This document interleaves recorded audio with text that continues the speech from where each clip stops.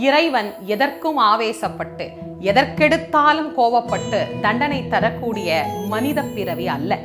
இறைவன் என்று நாம் அவரை சொல்லுவதற்கு காரணம் என்ன?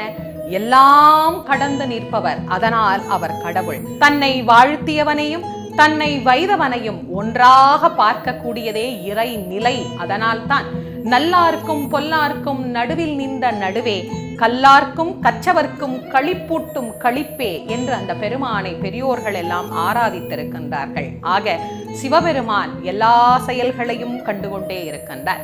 இந்த பிரபஞ்சம் எல்லா செயல்களையும் பார்த்து கொண்டிருக்கின்றது.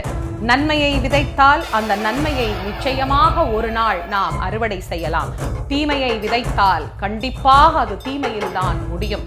இன்னொருவர் மனம் நோக நடக்கக்கூடாது என்பதை மனிதத்துவமாக நாம் பார்க்க வேண்டும் என்பதை எல்லோருக்கும் என்னுடைய வேண்டுகோளாக நான் வைத்துக் கொள்கின்றேன்.